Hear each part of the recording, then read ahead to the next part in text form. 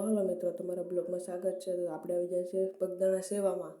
તો તમે જોઈ શકો છો મિત્રો, તો હવારમાં નાસ્તો કરો એટલે આપણે મરચાં હેકી રહ્યા છીએ. તમે જોઈ શકો છો મિત્રો, તો આપણે મરચાં હેકીને હવે જાય છે આપણે જમવા. તો જમીને આપણે કામ કરવા પતી જશે. તમે જોઈ શકો છો મિત્રો, તો આપણે કામે પણ ચડી ગયા છે. તો હવે આપણે જવાનું છે લાડવા હારવા.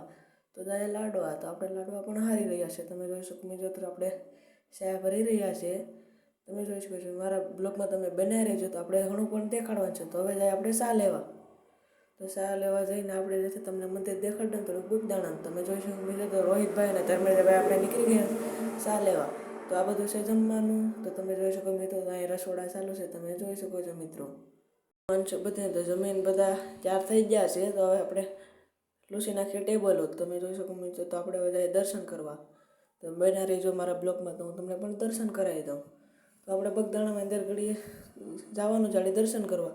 તો તમે જોઈ શકો મિત્રો, બગદાણા આપણે બાપા હેતરામ મૂર્તિ પણ છે. તમે પણ દર્શન કરી લેજો. તો તમે જોઈ શકો મિત્રો, આપણે હવે ધાબે ઉપર. તો તમે જોઈ શકો મિત્રો, તો આપણે ઉપર ચડી જશે ને અહીંયા રામ ભગવાન ને લક્ષ્મણ ભગવાન ને બધા છે. તો હનુમાન દાદા પણ છે. તમે જોઈ શકો મિત્રો, તો નીચેનો નજારો કકાવો છે. અટાણ તો કોઈ પબ્લિક નથી, પૂનમમાં બહુ હોય પબ્લિક. તો હવે આપણે જઈએ નીચે. તમે જોઈ શકો મિત્રો, આપણે સીડીને નીચે ચડી જશે. તમે જોઈ શકો મિત્રો, આ બધા ઊભા છે આપણા માણસો. તો હવે આપણે જઈએ નીચે. તમે જોઈ શકો મિત્રો, નીચે પણ બાપા હેતરામની મૂર્તિ છે, એટલે એના દર્શન પણ કરવા આપણે જવાના છે. તમે જોઈ શકો છો મિત્રો, તો ગાદી મંદિર નામ છે આ બાપા હેતરામનું. તમે જોઈ શકો છો મિત્રો. તો હવે આપણે જઈએ છીએ કાલભૈરવના દર્શન કરવા. તો તમે કાલભૈરવના દર્શન તો કર્યા હશે. તો તમે જોઈ શકો છો મિત્રો, તો આ છે આવો રૂપાળો બગદાણા. તો અહીં બધા સાપી છે ને આ છે બગદાણા.